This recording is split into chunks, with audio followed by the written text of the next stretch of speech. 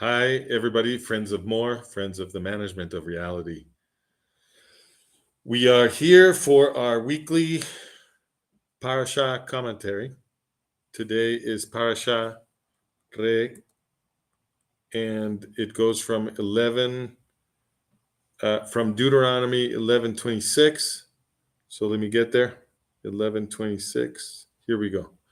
So what I'm going to do today is that I'm going to be putting up the text on the screen like I did last time.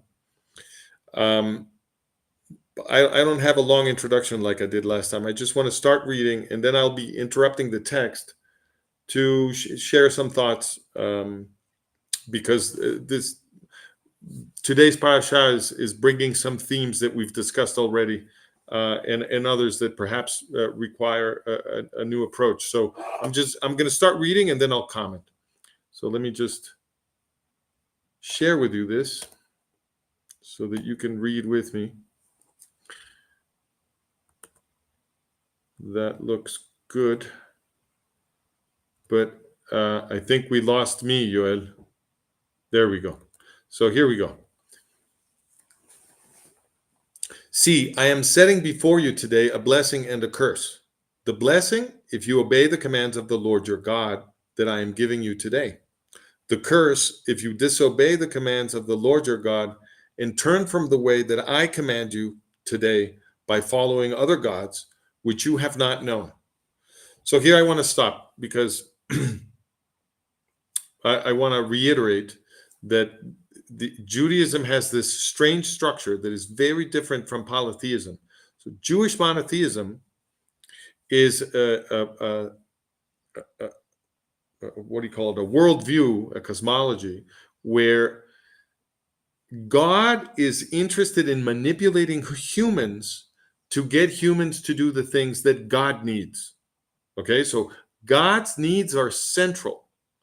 And his effort to achieve his goals through humans, whom he must manipulate to produce the right kind of behavior that God needs, right? That's the central concern. Okay, the emphasis is on God, on what God needs and how he can get it from humans. In polytheism, it's completely the other way around. In polytheism, which is what most people have practiced forever, until Jewish monotheism appeared, right? In polytheism, it is the human's needs that are emphasized. So the human needs something, and the human must manipulate the gods, either propitiate or appease the gods, by praying, by making offerings, giving the god the relevant payment, right?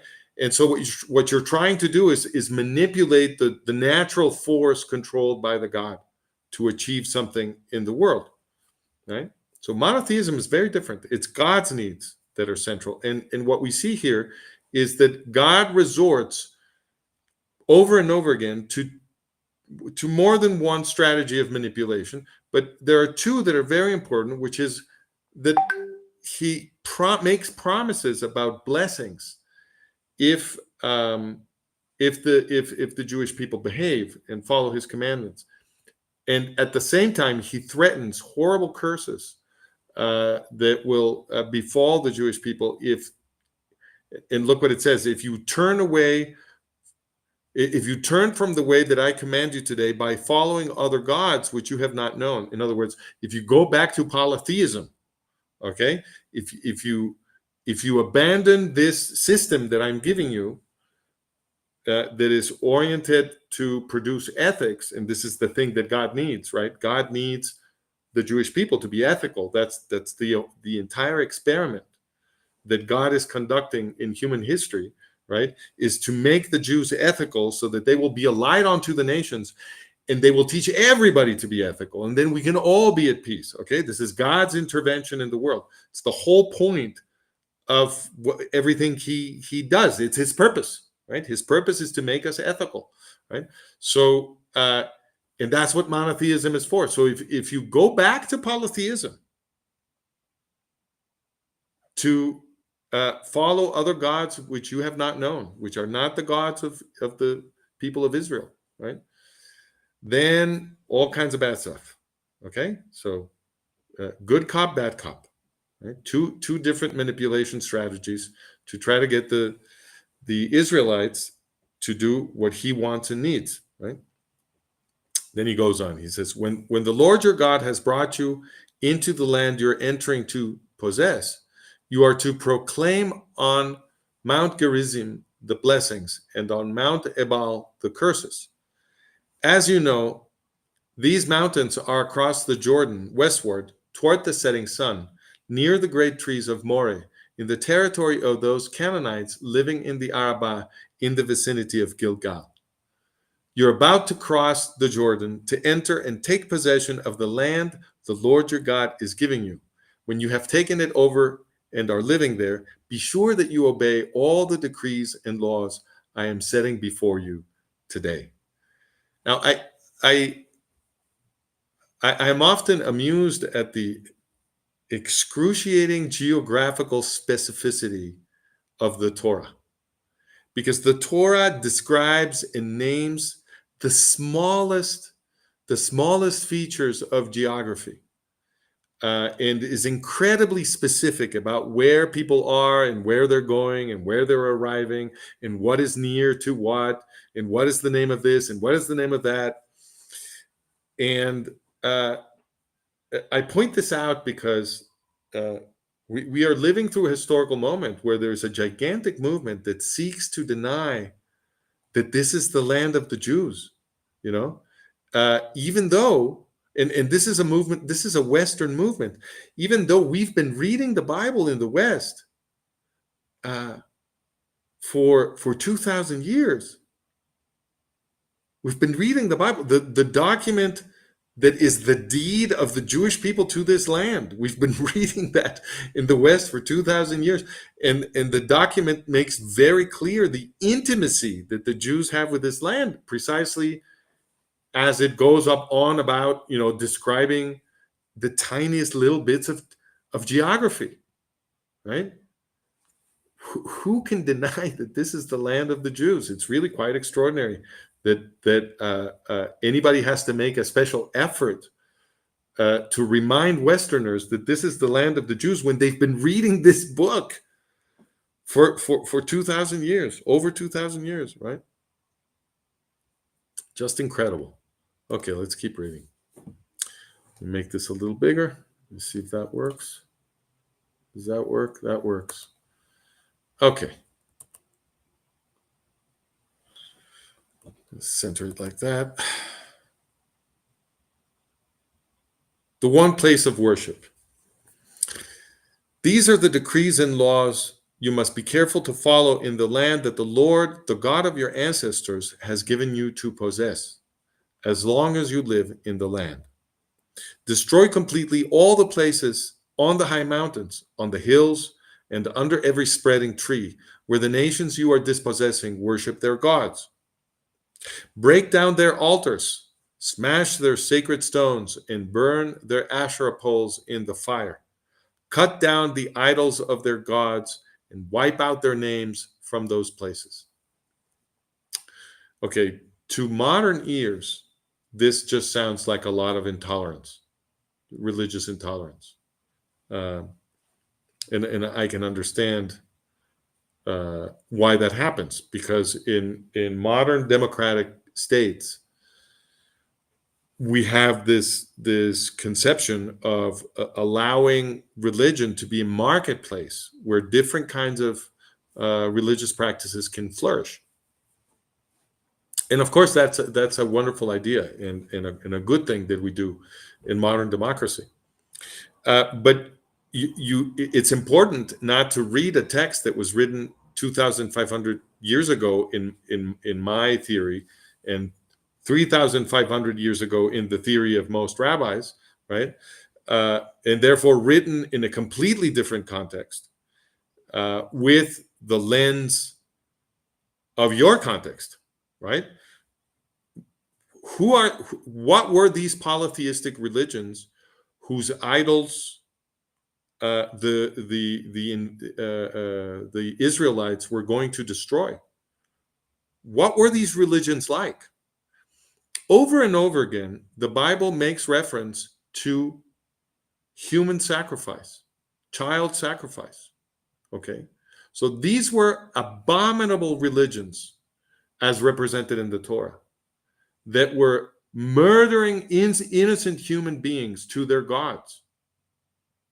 Okay? Among other, I'm sure there were other objectionable practices going on, but this is obviously the most severe because the Torah is an ethical movement and it is entirely opposed to the taking of innocent life.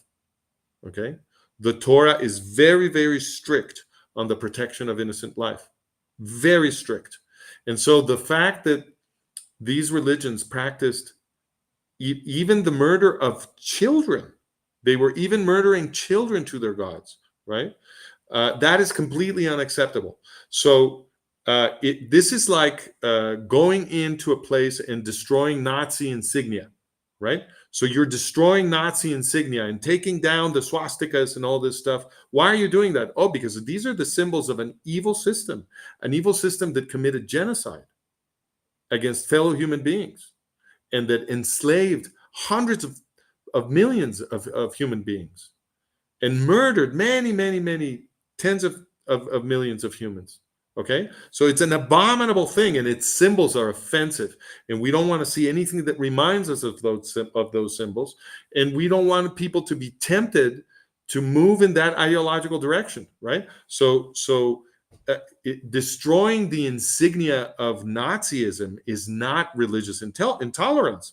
On the contrary, when you destroy that, you're trying to protect the arena of freedom, because the Nazis were the guys who were destroying freedom of ideas, freedom of thought, freedom of exchange, freedom of association, freedom of worship, even.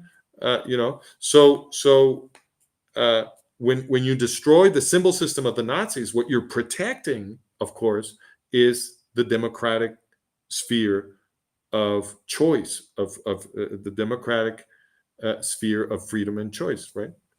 So that, in my view, that's the proper comparison. The comparison is not to people who are dogmatic and intolerant of other religions. The Jews have always been tolerant of other religions. And Israel today is tolerant of other religions. What's happening here, the thing you have to compare it to is the puritanical, if you will, but it's the puritanical destruction of a symbol system of an evil culture, a culture that is murdering children. Okay, and once you understand this contrast between the ethical system of the Jews and this evil child sacrificing system whose symbols the Jews are commanded to destroy, once you grasp this contrast, you can begin to understand why the Torah is so obsessed with monotheism. Because what monotheism means is that you don't go participate in those pagan rites, in those polytheistic rites. Why? Because the value system that is articulated in those pagan rites is not ethics. It is not ethics. When those people sacrifice their children to their gods, they may be doing it to ask the gods for something good, even though they've already committed an awful crime, which is to sacrifice a child, right? But they might be, with this crazy consciousness that they have about how the world works, they might be thinking that they're doing it for a good reason, right? So they're trying to make it rain, or for people to have crops, or they're trying, or they're hoping that somebody will be healed, that the God will heal someone, right? Or they may be doing something evil to get something evil. So they may be killing a child to put a curse on somebody else, or to get the God to bring destruction on the nearby village, or whatever. The polytheistic systems of that area were not ethical systems. The gods were not trying to make people good. They were just instruments for people's passions and desires and goals. And those could be evil or they could be good. And the methods that they used could be very evil as in child sacrifice, right? So the Torah's obsession with monotheism is the same thing as the obsession with preventing the Jews from participating in those other value systems which are anti-ethical, which lead people to commit crimes against other humans, which is the very thing that the Torah is trying to stop. The Torah is a technology to help us get humans to stop committing crimes against each other. That's what the Torah is for. Okay? So the obsession with monotheism is the obsession with any participation in criminal systems. That's what the Torah is trying to get the Jews not to do. So look, it says, you must not worship the Lord your God in their way, but you are to seek the place the Lord your God will choose from among all your tribes to put his name there for his dwelling. To that place you must go. There bring your burnt offerings and sacrifices, your tithes and special gifts, which you have vowed to give, in your free will offerings, and the firstborn of your herds and flocks. There, in the presence of the Lord your God, you and your families shall eat and shall rejoice in everything you have put your hand to, because the Lord your God has blessed you. Notice, you can only go and sacrifice to the Lord in this one special place. What this is doing, in my view, is it's creating a context of control. Okay, so if people are not allowed to go sacrifice just anywhere, right? If that freedom doesn't exist, then it is less likely that they will start sacrificing in the pagan ways of their recent ancestors. Because remember, these people have been made into monotheists, but they come from polytheists. Okay, when monotheism when monotheism begins, the only human material available with which to construct the monotheist movement is with polytheistic human material. There's nothing else. Everybody's a polytheist. So the constant concern of the Torah is that these people whose recent ancestors were polytheists will slide back into the practices of their ancestors, right? And so one of the things that their ancestors used to do is they would sacrifice to their pagan gods, right? And the Torah has practices that are similar to that. You can sacrifice to the Lord. You can bring the firstborn of your flocks, as the text says, and sacrifice the animal. You kill the animal, okay? You're not killing a human, you're killing an animal, or you bring a burnt offering, right, to worship the Lord.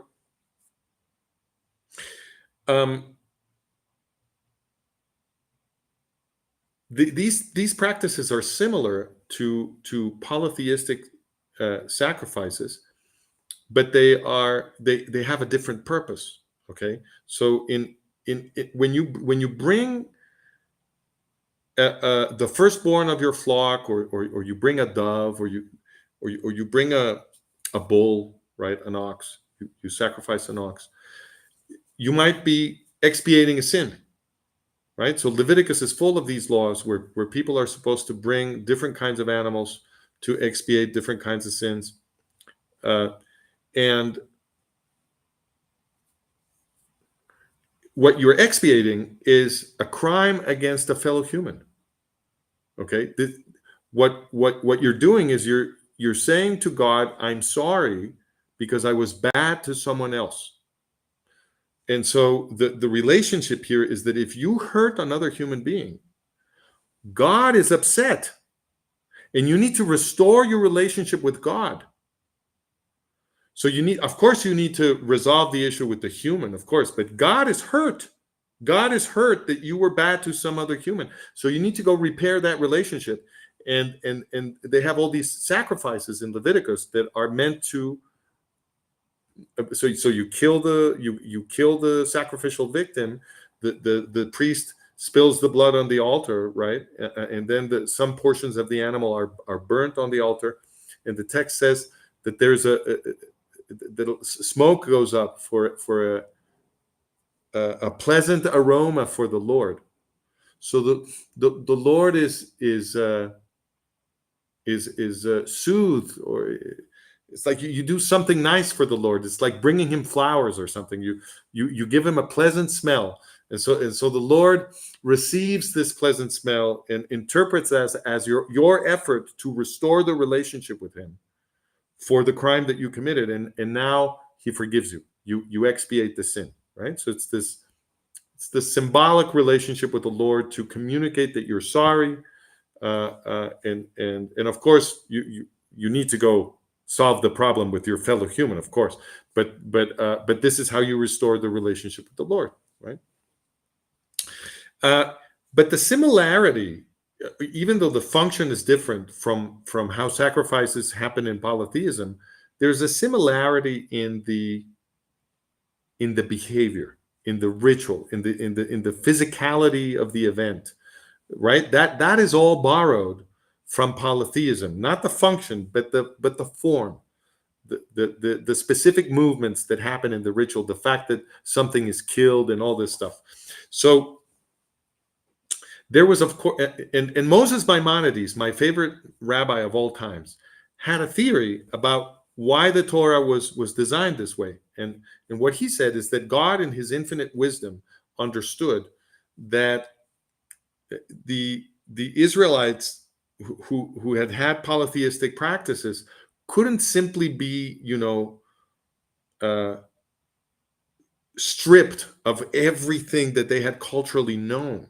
So what Maimonides said, what the Rambam said, is that God, in his infinite wisdom, had provided a gentle slope of access into monotheism, and that required that some of the ritual forms be similar.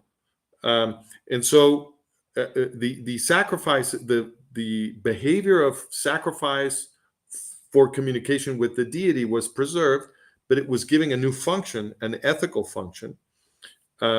However, there was a danger that the similarity in the ritual behavior might make the Jews slide back into polytheistic practices. You see, that was the danger. So what we're seeing here in the passage that I just read to you, where the Jews are commanded to only do the sacrifices in this one very particular place, which is obviously going to be controlled by priests.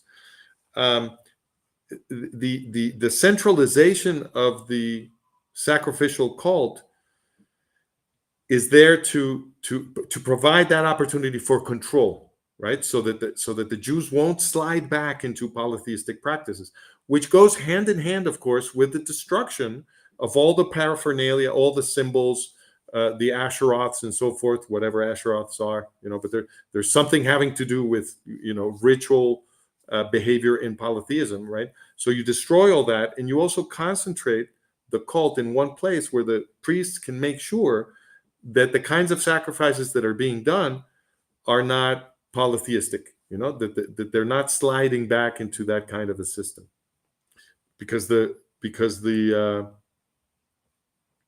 whole point is for these people to stay in the monotheistic system that is going to make them ethical. Okay. All right. So let's keep going. And here is the confirmation of the interpretation I'm giving you. So you are not to do as we do here today, everyone doing as they see fit, since you have not reached the resting place and the inheritance the Lord your God is giving you, but you will cross the Jordan and settle in the land your God is giving you as an inheritance, and he will give you rest from all your enemies around you so that you will live in safety. Then to the place the Lord your God will choose as a dwelling for his name, there you are to bring everything I command you, your burnt offerings and sacrifices, your tithes and special gifts, and all the choice possessions you have vowed to the Lord. And there rejoice before the Lord your God, you, your sons and daughters, your male and female servants, and the Levites from your towns who have no allotment or inheritance of their own. Be careful not to sacrifice your burnt offerings anywhere you please. Offer them only at the place the Lord will choose in one of your tribes, and there observe everything I command you. Okay? This is very important. Don't do it anywhere. We have to be able to watch you so that you don't go back to polytheism. Uh, Nevertheless, you may slaughter your animals in any of your towns and eat as much of the meat as you want, as if it were gazelle or deer, according to the blessing the Lord your God gives you. But the ceremonially unclean and the clean may eat it. Forgive me, both the ceremonially unclean and the clean may eat it. But you must not eat the blood. Pour it out on the ground like water.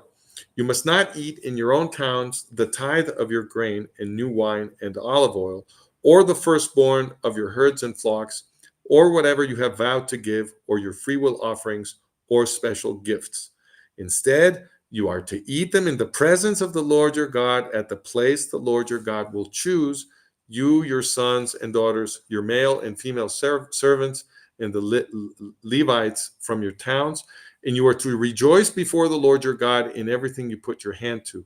Be careful not to neglect the Levites as long as you live in your land. Okay, now this is obviously very redundant, right? I mean, he already said it. Why is he saying it again? As I've explained before, in the ancient world, we didn't have bold type, and italics and underline and choosing a red font and making it 48 point, and you couldn't do all those things to yell at the reader. The way that you yell at the reader in the ancient world is you say the same thing over and over again. That's the equivalent of putting something in bold and underlining it and in all caps, that kind of thing. The ancient way of doing that is repetition, redundancy. So, because remember, it was very expensive to produce books. It's not like today. Books are very cheap today. Back then, very expensive. So people wrote very economically. And therefore, when they were redundant, when they abandoned the economy to repeat something, then they're yelling, because this is costly behavior. Every word is expensive. If you're using a lot of paper to say the same thing over and over, it's the same thing as, okay? So when the Torah does this, we should understand that the thing the Torah is saying is very, very, very important to the author. The author is yelling at you. So the inference here is that the author of the Torah considers it absolutely crucial that the Jews will not be doing sacrifices on their own all over the place where nobody can see them. Okay? No.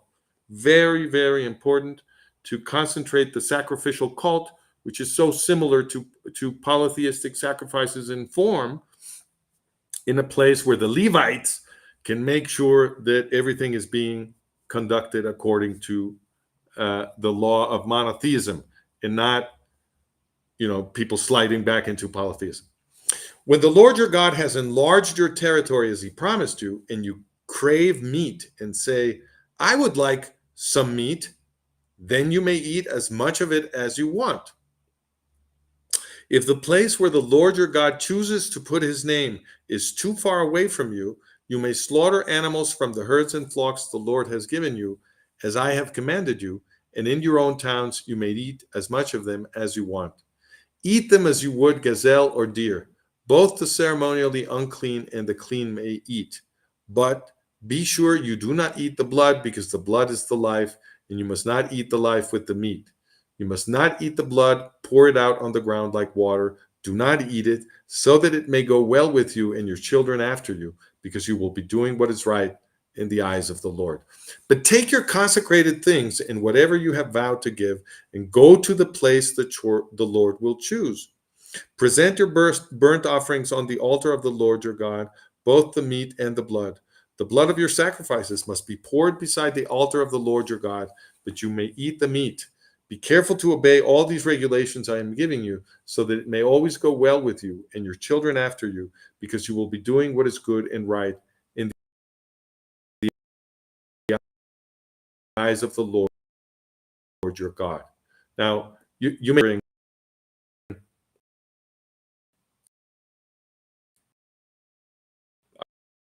I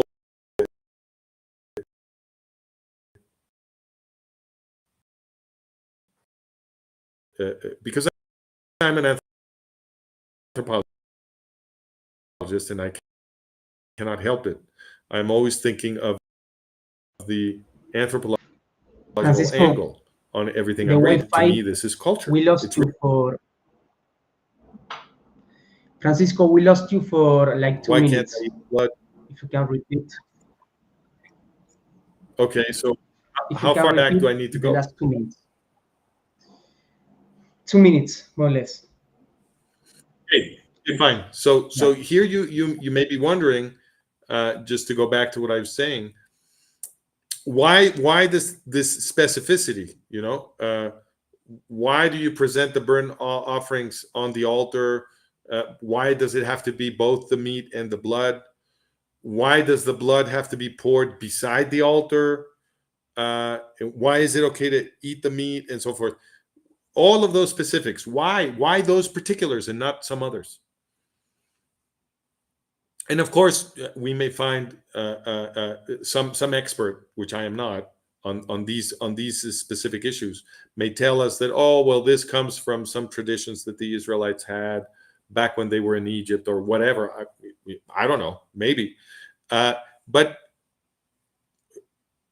for the point I want to make, that's a little bit beside the point. I want to point out that it has to be some specific, whatever it is. In other words, in order to produce a ritual behavior, you have to have some very specific instruction about doing things this way and not this other way. And it has to be relatively detailed. And it has to be most coercive. In other words, it's very important to do it the right way and not some other way, because otherwise it's just not a ritual. Now, so one way of looking at these is just that they have to have specific rules. So it will activate the parts of the brain that say, "Oh, I am now performing a ritual," and what that does is that it makes it feel like it's a kind of technology. Because if you have to do it some very specific way and not other, that tells you the part of it that processes causality, right? That is looking for effective interventions in the universe that will harness the structure of the laws of the universe, right? That part of your brain, when you get very specific instructions about how you're supposed to uh, uh, behave in a ritual, it it makes you think that you are harnessing some law of the universe because your behavior is very particular. Okay, so this is the psychology that is being harnessed here. I just wanted to give you a sense for that. And then the text says, "The Lord your God will cut off before you the nations you're about to invade and dispossess. But when you have driven them out and settled in their land, and after they have been destroyed before you, be careful not to be ensnared by inquiring about their gods, saying, 'How do these nations serve their gods? We will do the same.' You must not worship the Lord your God in their way, because in worshiping their gods, they do all kinds of detestable things the Lord hates." And this sentence is precisely the statement of the interpretation I've been defending. Okay? So what you can see here is that it's not really an interpretation. The Torah says it out loud. It says it explicitly. Okay? It's not as if I am imposing some kind of hypothesis about what the author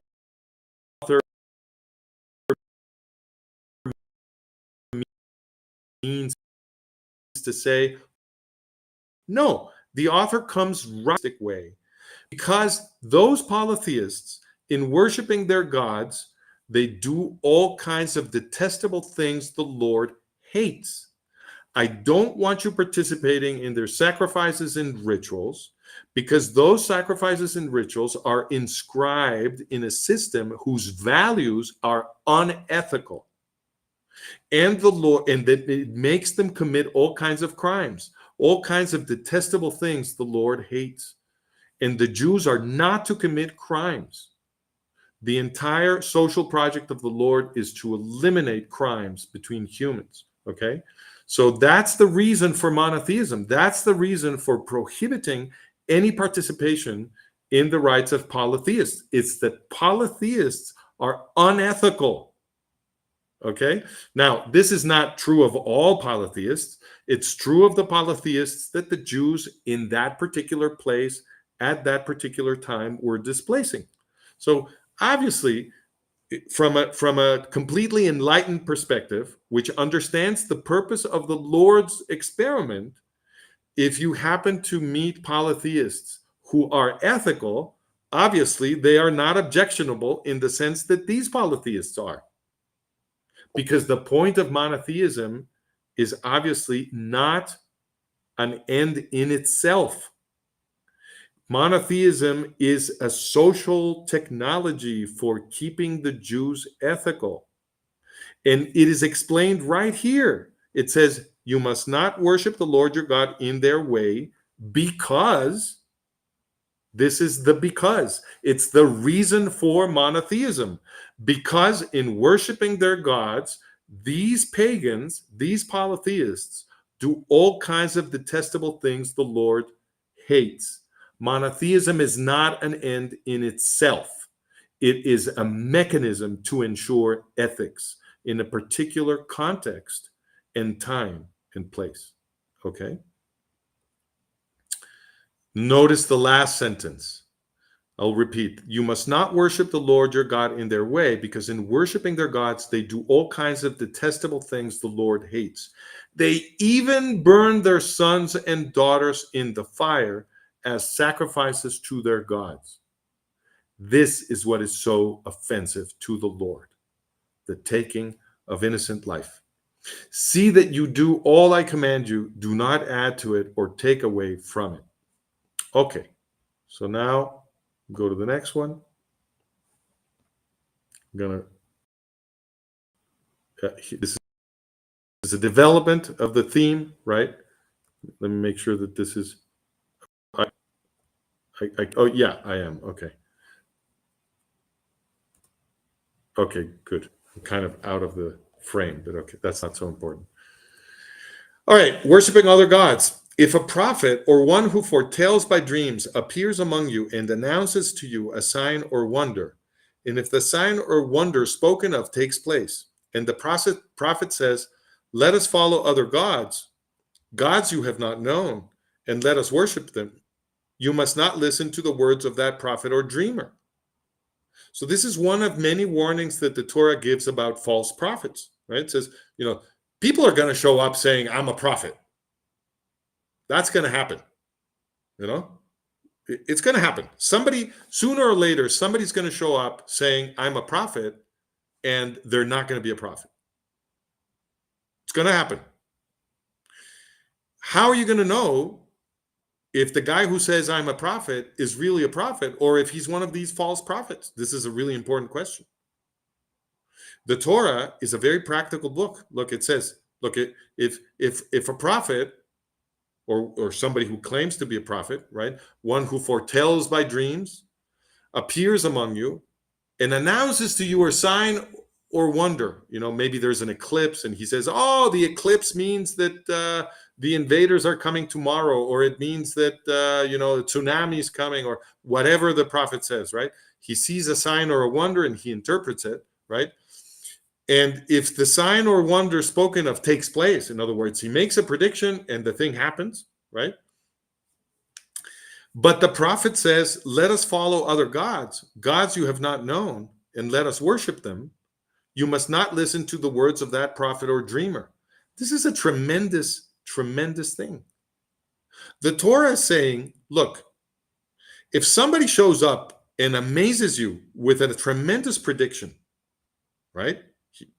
Apparently the guy can do magic, right? He did something tremendous. And that guy then uses the prestige of his prediction to tell you, hey, we should go worship other gods. Forget about the Lord. Let's go back to polytheism, right? Still a false prophet. Still a false prophet.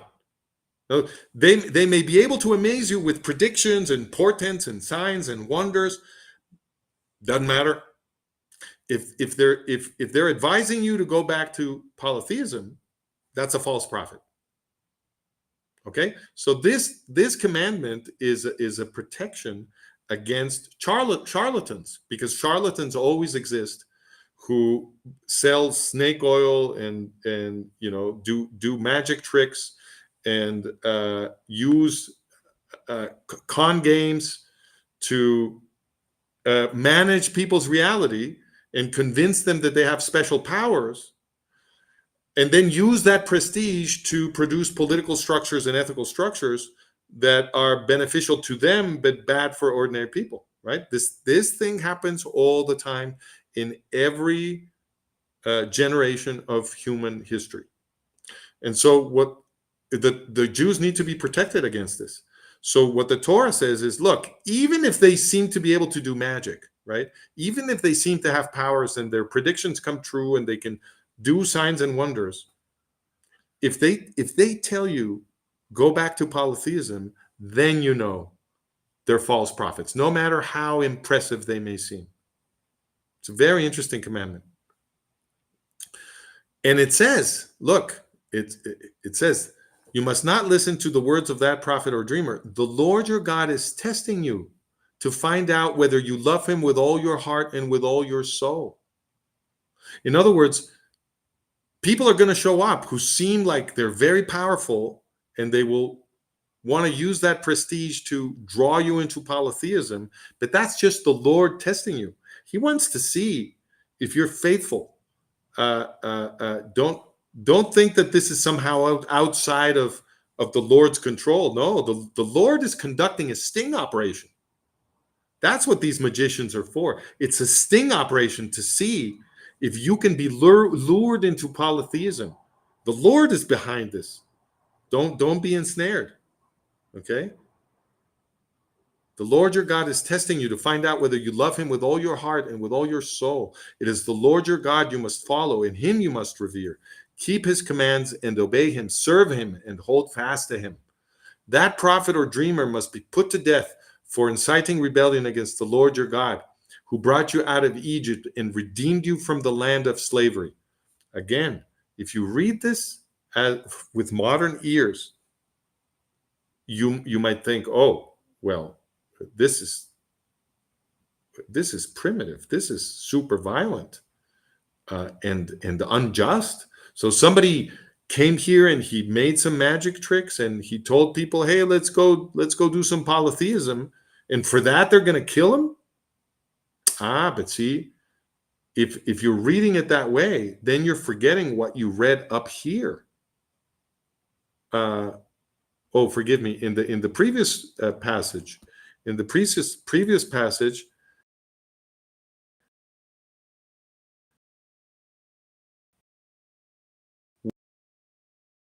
what did the Lord say?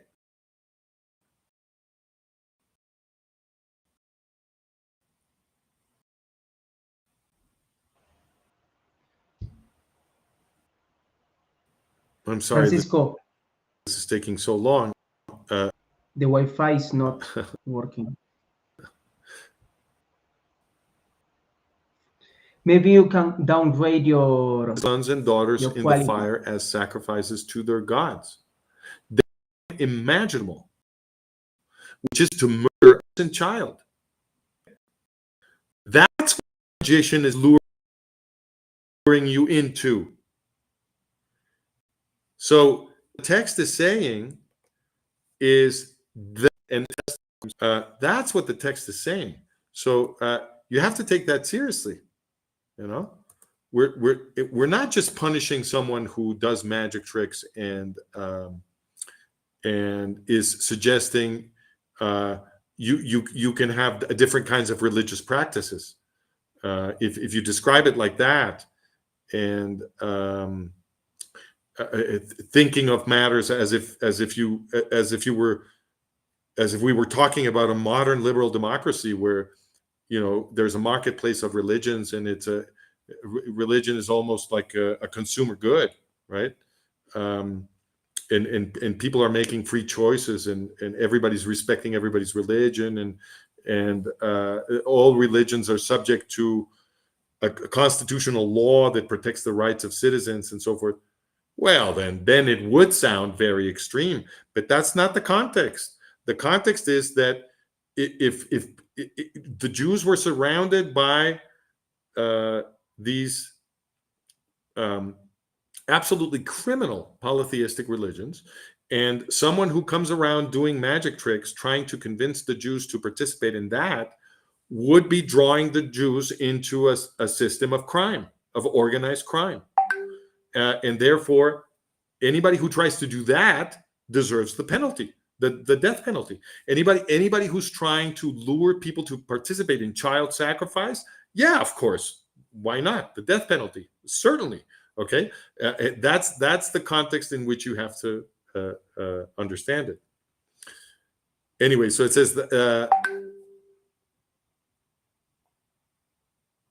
that prophet or dreamer must be put to death for inciting rebellion against the Lord your God, who brought you out of Egypt and redeemed you from the land of slavery.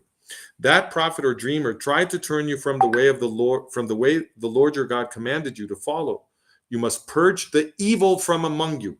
Okay? You must purge the evil. The experiment is about ethics, about eliminating crime. If your very own brother or your son or daughter or the wife you love or your closest friend secretly entices you, saying, "Let us go and worship other gods, gods that neither you nor your ancestors have known, gods of the peoples around you, whether near or far, from one end of the land to the other, do not yield to them or listen to them. Show them no pity. Do not spare them or shield them. You must certainly put them to death. Your hand must be the first in putting them to death, and then the hands of all the people. Stone them to death, because they tried to turn you away from the Lord your God, who brought you out of Egypt, out of the land of slavery. Then all Israel will hear and be afraid, and no one among you will do such an evil thing again." Again, remember what the context is. If somebody tries to get you to participate in child sacrifice, you kill that person. A society, a moral society, cannot survive if there is any kind of pity for people who go around organizing child sacrifice. Can't have a good society. Those people cannot be tolerated. Okay? So it may sound brutal, but child sacrifice is brutal. And how are you going to protect all those children from being murdered, all those innocent children, if you hold more sacred the life of the child sacrificer? Okay? This is what the Bible is talking about. You have to read it in context. If you hear it said about one of the towns the Lord your God is giving you to live in that if you hear it said about one of the towns the Lord your God is giving you to live in, that troublemakers have arisen among you and have led the people of their town astray, saying, "Let us go and worship other gods, gods you have not known." In other words, let us go and commit child sacrifice. Then you must inquire, probe, and investigate it thoroughly. This is no small matter. If you hear that people are organizing child sacrifice in the Jewish community, you go and investigate. This is no small matter. This has to be attended to immediately, investigated thoroughly. And if it is true, and it has been proved that this detestable thing has been done among you,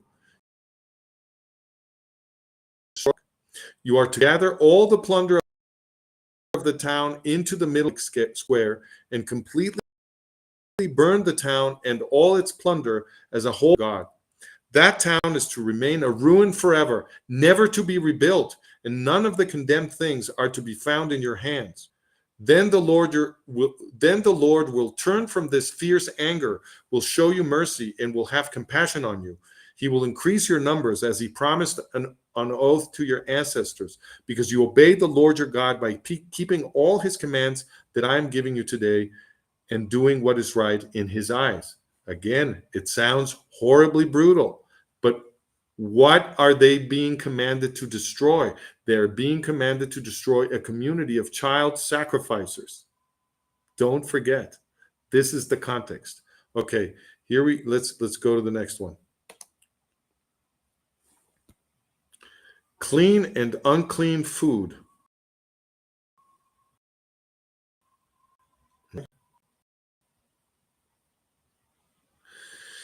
You are, do not cut yourselves or shave the front of your heads for the dead, for you are a people holy to the Lord your God. Out of all the peoples on the face of the earth, the Lord has chosen you to be his treasured possession. Do not eat any detestable thing. These are the animals you may eat: the ox, the sheep, the goat, the deer, the gazelle, the roe deer, the wild goat, the ibex, the antelope, and the mountain sheep. You may eat any animal that has a divided hoof and that chews the cud. However, of those that chew the cud or that have a divided hoof, you may not eat the camel, the rabbit, or the hyrax. Although they chew the cud, they do not have a divided hoof. They are ceremonially unclean for you. The pig is also unclean. Although it has a divided hoof, it does not chew the cud. You are not to eat or touch their carcass. Of all the creatures living in the water, you may eat any that has fins, but anything that does not have fins and scales, you may not eat. You may eat any clean bird, but these you may not eat: the eagle, the vulture, the black vulture, the red kite, the black kite, any kind of falcon, any kind of raven, the horned owl, the screech owl, the gull, any kind of hawk, the osprey, the cormorant, the stork, any kind of heron, the hoopoe, and the bat. What do all of these birds have in common that they might cause you if you eat them? They might easily transmit diseases to humans. Okay? That's what all of these birds have in common. That leads to the hypothesis that the other rules for avoiding certain animals are also ultimately about protecting the Jews from disease. In particular, the prohibition against pigs. Well, certainly the prohibition against eating shellfish is obviously justifiable in that sense, because shellfish are also very likely to poison human beings, right? And the same goes for pigs. It was easy to get cysticercosis in the ancient world from improperly cooked pig meat. So I'm not an expert on all the other specific commandments about different species, but the obvious hypothesis is that the entire system is governed by, which is explicitly governed by the adjective clean or unclean, right? Which, yeah, you can interpret in a mystical religious sense if you want, but one very obvious interpretation of the words clean and unclean is that clean has neither poison nor disease, and what is unclean has one or the other or both, right? So language here is very suggestive that the hypothesis for all these laws is that the Jews are being protected from having their bodies destroyed through poison or disease. Okay. Again, flying insects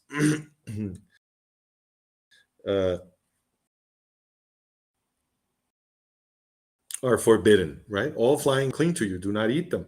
I think that once again goes to your towns, and they may eat it or you may sell it to any other foreigner, but you are a people holy to the Lord your God. Okay? Anything you find already dead, you don't know the conditions under which it died, you don't know exactly how long it's been dead, and therefore you are not going to take that risk. Foreigners can take that risk if they want. You will not. The Lord is going to protect your body so that you have a long, healthy life. Okay? Do not cook a young goat in its mother's milk. Now, this one has been very controversial. It caused a lot of discussion. I have no idea, so I will not comment. I am interested in it. I read about it some time ago, but this is not the thing I'm most interested in, and I forgot all about it. So I will not comment on this commandment, but I know it's very famous, and it has caused an enormous amount of discussion. There is a very expansive interpretation that has been supported by many Orthodox Jews for a very long time. that rules that you may not eat meat together with milk. Okay. Now it's not saying that. It's saying that you may not cook a young goat in its mother's milk. That's what it's literally saying. But it has been interpreted to mean that you can't simultaneously eat, meat and milk, uh, which is of course very bad news for Mexican cuisine, where we constantly combine meat and cheese. So that makes it difficult for Mexican Jews, I think. But anyway, I won't comment beyond that. I have no idea what the right interpretation is. Now, tithes. It says, "Be sure to set aside a tenth of all that your fields produce each year. Eat the tithe of your grain, new wine, and olive oil, and the firstborn of your herds and flocks in the presence of the Lord your God at the place he will choose as a dwelling for his name, so that you may learn to revere the Lord your God always. But if that place is too distant," again, repetition, again, he's yelling. "But if that place is too distant and you have been blessed by the Lord your God and cannot carry your tithe, because the place where the Lord will choose to put his name is so far away, then exchange your tithe for silver and take the silver with you and go to the place the Lord your God will choose." Again, I want to point out, maybe you can't go to the temple, right? It's too far. But even if you can't go to the temple, you have to go to the place the Lord your God will choose. It's a specific place. Just can't be anywhere, because there's the issue of control. People have to be watched so that they don't go back to polytheism. Use the silver to buy whatever you like, cattle, sheep, wine, or other fermented drink, or anything you wish. Then you and your household shall eat there in the presence of the Lord your God and rejoice, and do not neglect the Levites living in your town, for they have no allotment or inheritance of their own. This is a reference to the fact that the Levites and priests may not own land.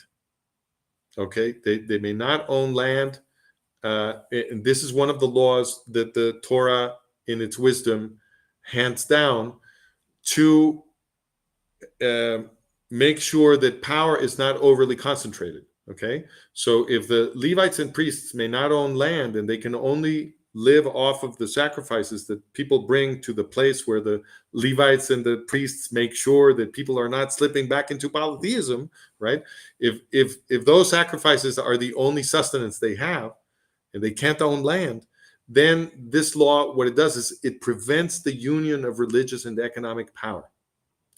And it's important that those two not be joined, because when they are joined, as happened with the Catholic Church in the Middle Ages, an enormous amount of oppression results. And of course, you also don't want to join religious with political power, as also happened in the European Middle Ages, because that increases, of course, the amount of oppression. So the Jews also have a law that forbids the king from being a priest. Okay, the king may not be a priest, and that way you separate political authority from religious power. Okay, I'll continue. At the end of 3 years, bring all the tithe of that year's produce and store it in your towns. Who have no allotment or inheritance, and the foreigners, the fatherless, and the widows who live in your towns may come and eat and be satisfied, and so that the Lord your God may bless the work of your hands. Notice the most vulnerable people in society. We've talked about this before. The most vulnerable people in society are the orphans who have no parents to protect them, the widows who have no husband to protect them, and the foreigners who have no social network to protect them. Okay? These are the most vulnerable people in any society. So the Torah is very careful to protect them in law. And it is very redundant. The phrase foreigners, orphans, and widows is a recurring trope in the language of the Torah, because the Torah is always reminding you that this experiment is to produce an ethical movement, and therefore one should be especially careful to protect those who have no one to protect them. Okay? So here it is repeated that the Levites must get something because they have no allotment or inheritance of their own, right? But this tithe that is going to be stored in each town is there to feed people who are having difficulty feeding themselves. Okay, and to this day, it famously, Jewish communities are careful to collect from the community for people in need within the Jewish community. They are very careful to do this. I've seen this in Mexico. I've seen it in other Jewish communities. Jews in need know that they can always go to their community and find enough support to keep themselves alive. They know that they will not be abandoned.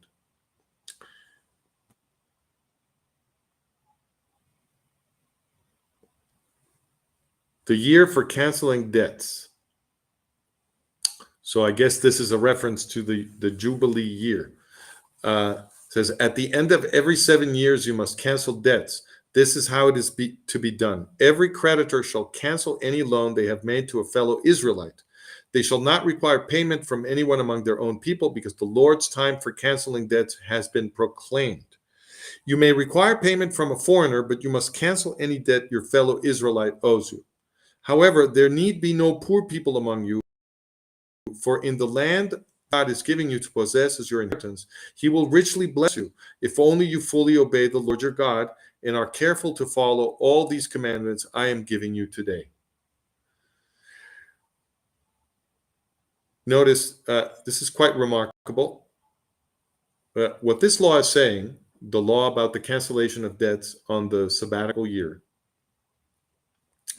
is that the law errs on the side of protecting human liberty. Okay? So if somebody's going to be hurt in a creditor borrower relationship, we prefer the creditor to be hurt than the borrower, because if the borrower is hurt, if the bias in the law, let me put it this way, if the bias in the law is stronger for protecting the creditor rather than the borrower, you want to protect both. But if there is a stronger bias to protect the creditor rather than the borrower, then sooner or later you will have slaves. Sooner or later, the borrower will sell his liberty in order to repay his debt. This will happen, and it happens in every society in history. So what the Torah is saying here is that after 7 years, if the creditor is unable to collect the entire debt, the debt is wiped clean. Okay? So be careful how you lend money, because you must make sure that you collect within 7 years. If you don't collect in within 7 years, the debt is going to be wiped clean, because the thing we must avoid at all cost is the new creation of a category of slave. Not going to have that. This is the society of the escaped slaves. The Lord is always reminding Jews, I am the Lord your God, who took you out of the land of bondage, who took you out of slavery in Egypt. Okay? The Lord is constantly reminding the Israelites of this. The entire project is for the Jews to be a holy people living an ethical life in freedom. And so what these laws do is they make sure that you cannot force someone who borrowed money into selling his freedom to pay the debt. That's not going to be allowed. Okay? And notice it says here, however, there need be no poor people among you, for in the land the Lord your God is giving you to possess as your inheritance, he will richly bless you, if only you fully obey the Lord your God and are careful to follow all of these commands I am giving you today. So look, I mean, why should there be any poor people? If you're going to be living in a bountiful land and nobody steals from anybody else, Everybody gets to work and nobody steals. There are no crimes, right? The entire idea here is that you're going to produce a society with no crimes. No human will commit a crime against another human. Why should there be poor people? I mean, some people may be richer than others, but why should there be anyone who cannot sustain himself or herself when everybody can work and nobody commits crimes? You're all fine. Okay? What happens in a society without crime? I've seen this society. I've lived for a little while in a Orthodox Jewish community in Israel, where people don't lock the door to their buildings because everybody around them is an Orthodox Jew, and they're completely convinced that there is no danger because religious Jews tend not to commit crimes against other religious Jews. Okay, so this is the idea. Why should anybody be poor? If nobody's stealing from anybody else, everybody will make okay money.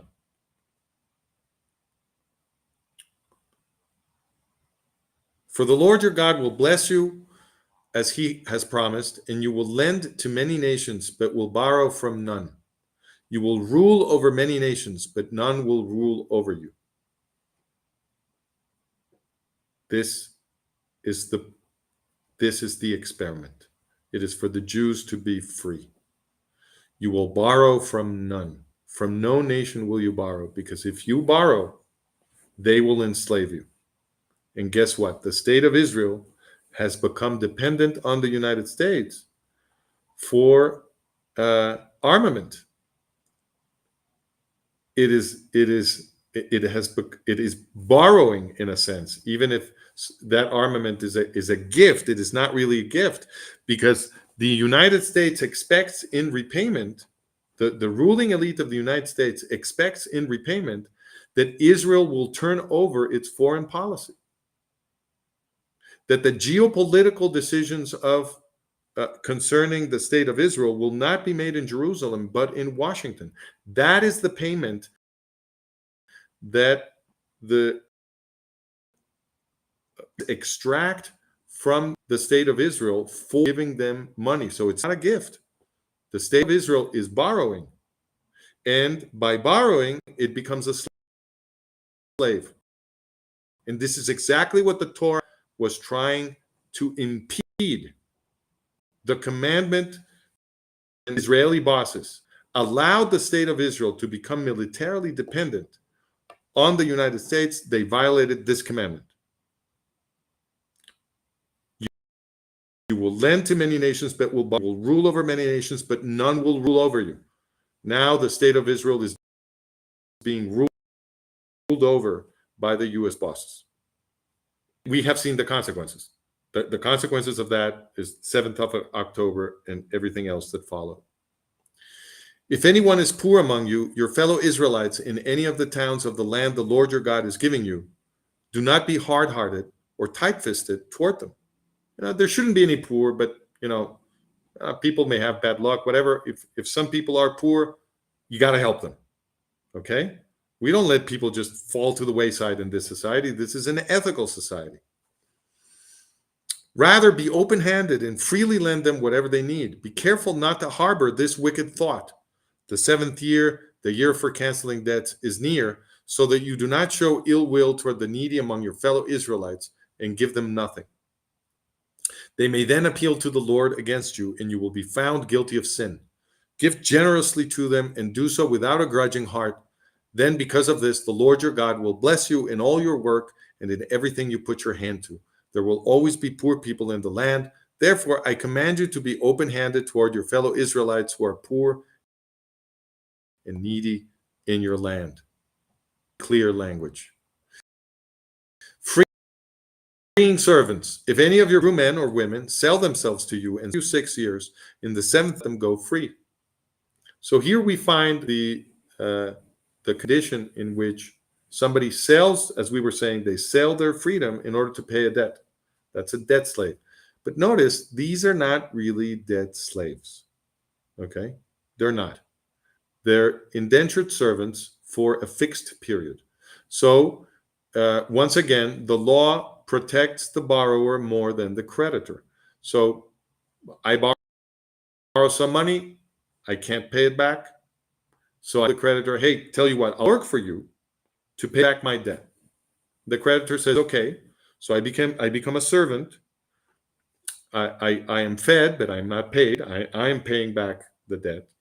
Um, but in the seventh year, I must go free. In the sabbatical year, I must go free. My indentured servitude cannot last more than 6 years. So you may ask me, well, but then what if the labor of 6 years is not worth what the guy borrowed? Too bad. That's it. That's all the creditor is going to get, because the law has a bias to protect the borrower more than the creditor, because what we have to avoid at all costs is the creation of a permanent category of slaves. Okay? So, yeah, I can work to pay off the debt, but I will not be your slave.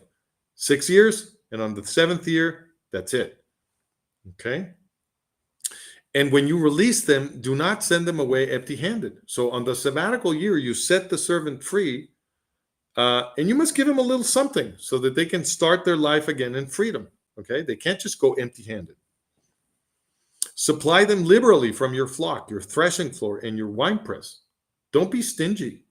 Give them a little capital that they can really use to get started, start their life in freedom.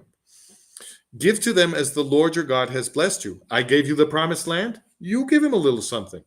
Remember that you were slaves in Egypt, and the Lord your God redeemed you. That is why I give you this command today. Redeem your servant as the Lord redeemed you from Egypt. Now notice this. But if to you, I do not want to leave you, because he loves you and your family and is well off with you. Then take an awl and push it through his earlobe into the door, and he will become your servant for life. Do the same for your female servant. This is one of those things that really astonishes me as to the wisdom of the Torah. Because, of course, if you're living in an ethical society and everybody's trying to keep laws that are designed to make us bless our fellow human beings, to eliminate all crime between us, right, among us, right? If you're living in a society like that, well, then it's very likely that even if I reach the sabbatical year as an indentured servant and now I can go free, it's very likely that I might like my master, right? We probably have been having a good relationship because he and I are both obeying laws designed to make us good to each other. So the probability that at the end of when the sabbatical year arrives, many of these indentured servants may think to themselves, hey, this is really not so bad. I mean, I could go free, but this is really not so bad. I'd rather stay. This is a nice arrangement. I like my boss. This is a good family. Everybody likes each other. They treat me like almost like a member of the family. I think I want to stay. Well, in that case, the Torah says you can do it, because when people love each other like that, to separate them would be to harm them. So if the indentured servant loves the family and they love him and he wants to stay, fine. You give him a mark and he becomes your slave for life, and you incorporate him into your family. Okay?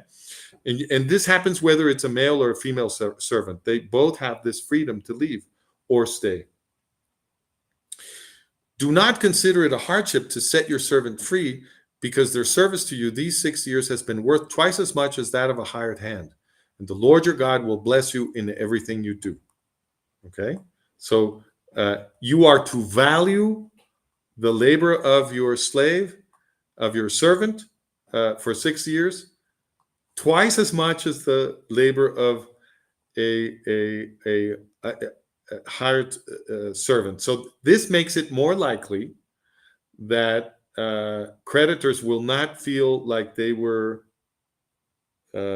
taken advantage of when the sabbatical year arrives. There's a religious obligation to price the work of the slave higher, making it more likely that, in fact, those 6 years of service will correspond to the value that was borrowed. Okay? Again, it's the wisdom of the Torah trying to keep people from becoming slaves and also trying to preserve a good feeling in the human relations between borrowers and creditors. The firstborn animals. Set apart for the Lord your God every firstborn male of your herds and flocks. Do not put the firstborn of your cows to work, and do not shear the firstborn of your sheep. Each year you and your family are to eat them in the presence of the Lord your God at the place he will choose. If an animal has a defect, is lame or blind, or has any serious flaw, you must not sacrifice it to the Lord your God. You are to eat it in your own towns. Both the ceremonially unclean and the clean may eat it as if it were gazelle or deer, but you must not eat the blood. Forgive me. But you must not eat the blood poured out on the ground. Okay, so let's go to the last part now. We're almost done. The Passover.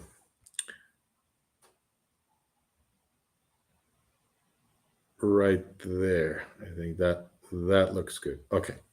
Observe the month of Aviv and celebrate the Passover of the Lord your God, because in the month of Aviv he brought you out of Egypt by night. Sacrifice as the Passover to the Lord your God an animal from your flock or herd at the place the Lord will choose as a dwelling for his name.